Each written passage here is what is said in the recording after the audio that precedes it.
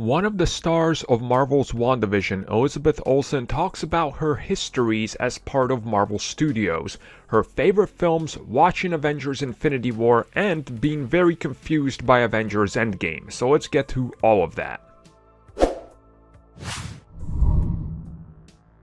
So when it comes to the MCU, it's really interesting to see how far some characters have come from the first time we saw them to where they are now. Which brings us to Wanda Maximoff herself. When we first saw her in Avengers Age of Ultron, she had an accent.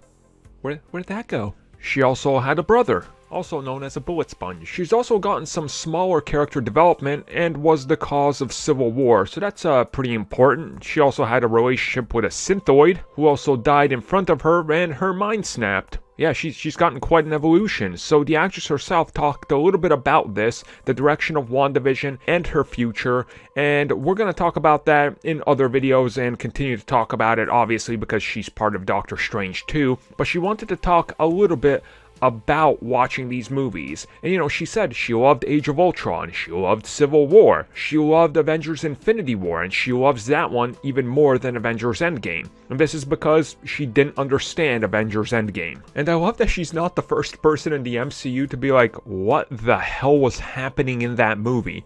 And again, guys, just because you're in something doesn't mean you understand what the hell is happening or what they're telling you to do or what you're doing. Again, remember, they took people on secret missions where they didn't see where they were going, like Paul Bettany, and told them to stand here and act, but he had no idea what was happening until he saw the movie. He was like, oh, that's the scene I was in. Just like the funeral scene, just like multiple scenes. So knowing what you shot and then seeing it at the end result, but having it be completely different than what you were told, yeah, that can get a little confusing.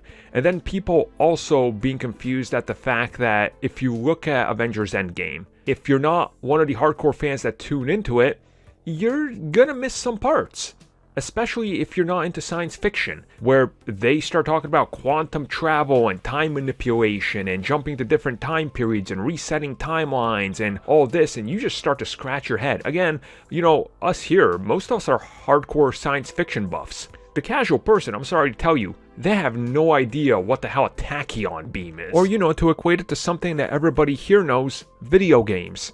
I mean, if you're like me and you play Call of Duty, you know all the terminology. But when I go and I look at my friend play some sort of sports game, I'm like, what the hell are you talking about? I have no idea what you're saying. Then he watches me play Call of Duty and what I'm doing and what I'm saying and how we're talking about where we're at in the war zone, and he has no idea what I'm talking about. It's that type of thing. Not everybody's tuned into the same thing. And it's really not surprising that Endgame is something that more people look at and go, yeah, I'm kind of confused by that and I like Infinity War more. Because Endgame really takes it to another level where Infinity War is more structured and more basic and a more simplified comic book movie. Which is why I think the fans are also in agreement as well that Infinity War is a better movie. Let's be real, it is. But Endgame is the payoff to everything. So they're completely different products, if you will.